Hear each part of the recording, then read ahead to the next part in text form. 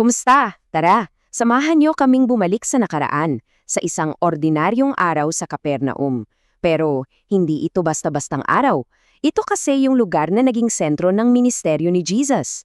Ating alamin kung paano sa loob lang ng isang araw, ipinakita niya ang lahat, ang kanyang kapangyarihan, ang kanyang habag, at ang kanyang tunay na misyon. Para masundan natin ng maayos ang kwento, hahatiin natin to sa 5 bahagi. Uumpisahan natin sa Capernaum, ang tinawag na sarili niyang lungsod. Tapos, sisilipin natin yung kakaibang paraan niya ng pagtuturo. Pagkatapos niyan, may isang matinding komprontasyon sa sinagoga, isang buong araw ng pagpapagaling, at sa huli, tutuklasin natin kung saan nga ba nanggagaling ang lakas niya. Okay, simulan na natin sa unang bahagi.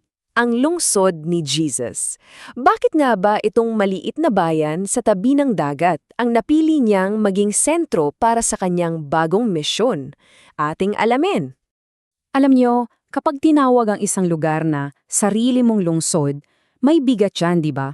Ibig sabihin, hindi lang ito isang tuldok sa mapa. Ang Capernaum, naging tahanan niya, yung kanyang home base.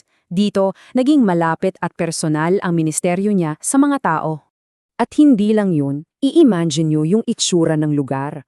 Hindi ito isang tuyot at malungkot na lugar. Puno ito ng buhay. May mga puno ng palma, may mga olibo, luntiang bukirin, at malinaw na batis. Itong magandang tanawin na to ang naging background ng kanyang misyon. Bukod sa maganda, napaka-estratehiko pa ng lokasyon. Para siyang isang major highway noong unang panahon. Dito nagtatagpo ang mga tao mula sa iba't ibang lugar, Damasco, Jerusalem, Ehipto.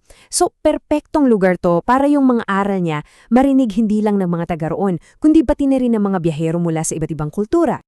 Pero syempre, hindi lang yung lugar ang kakaiba. Sa ikalawang bahagi, makikita natin kung paanong yung mismong pagtuturo ni Jesus ay nagdala ng, isang radikal na pagbabago, ibang-iba sa nakasanayan ng mga tao. Dito natin makikita yung napakalaking pagkakaiba, no? Sa pagtuturo ni Jesus, ramdam mo yung otoridad at buhay. Simple pero direkta. Samantalang yung mga eskriba, parang paulit-ulit lang sa mga formal at walang emosyon na aral na nakabase sa tradisyon. Parang robot na nagbabasa lang. At ang epekto nito sa mga tao, sobrang lalim. Para sa kanila, yung mga kasulatan na naririnig na nila mula pagkabata, parang biglang naging bago. Bigla nilang naintindihan yung mga katotohanan na dati parang nakatango lang sa kanila. Nagkaroon sila ng bagong pananaw. At ang galing pa, ginamit niya yung mga simpleng bagay sa paligid para magturo ng mga aral na panghabang buhay. Mga ibon, mga bulaklak, yung buto na tinatanim. Dahil dito, naabot niya ang puso ng lahat, mula sa mga ordinaryong mangingisda hanggang sa mga pinakamatalinong scholar. Napakasimple, pero sobrang lalim ng kahulugan. Ngayon, yung mga salita niyang puno ng kapangyarihan, masusubukan. Dito sa susunod na bahagi, masasaksihan natin ang isang matinding komprontasyon sa sinagoga. Dito, yung otoridad niya hindi lang maririnig, kundi makikita mismo sa gawa. So, i-picture niyo to, sa gitna ng kanyang pagtuturo, habang tahimik na nakikinig ang lahat, biglang may sumigaw, isang sigaw ng matinding takot. Siyempre nagkagulo, isang planadong paggambala para maiba ang atensyon ng mga tao mula sa mensahe ni Kristo. Dito, humintong muna tayo saglit. Isipin niyo yung nararamdaman ng tao. May parte sa kanya na gustong-gusto ng lumaya, pero may isang masamang espiritu na kumokontrol sa kanya. Isang napakatinding labanan sa loob-loob niya. Sino kaya ang mananalo? At dito na nangyari ang kasukdulan. Walang mahabang seremonya, walang ritual. Sa isang simple pero napakatatag na utos, direktang hinarap ni Jesus yung masamang espiritu. Ipinakita niya ang kanyang absolutong kapangyarihan sa ilang salita lang. Ang resulta? Agad-agad. Yung lalaki, gumaling. Nakatayo na siya ng maayos, masaya, na malaya na siya. Yung mga tao, lahat sila tulala, hindi makapaniwala sa nakita nila.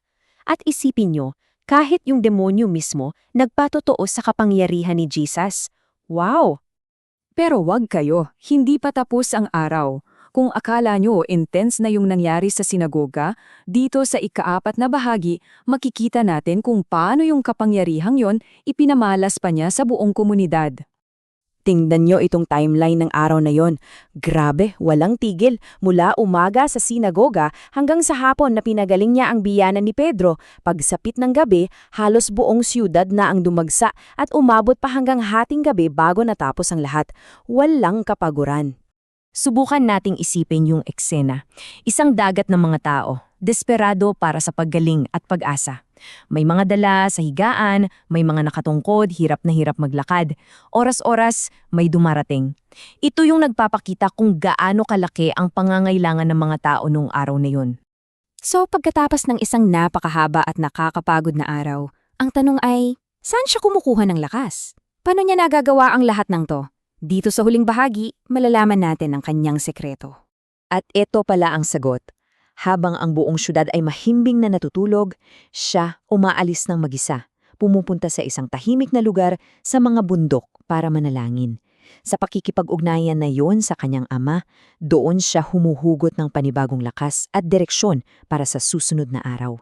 Kaya naman, nung hinanap siya ng mga alagad niya at sinabing gusto siyang makita ng lahat, ano ang sagot niya? Hindi niya sinabing, sige, babalik ako. Ipinakita niya na ang misyon niya ay mas malaki pa. Hindi lang siya para sa isang lugar, kundi para ipalaganap ang mensahe sa marami pang iba.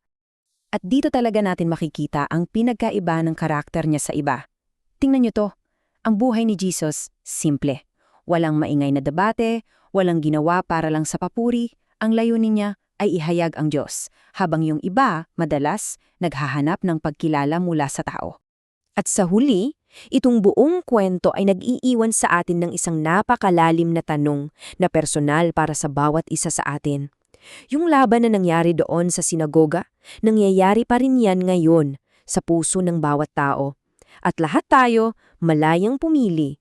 Kaya ang tanong para sa atin, anong kapangyarihan ang hahayaan nating maghari sa buhay natin? Isang bagay na sulit pagnilayan,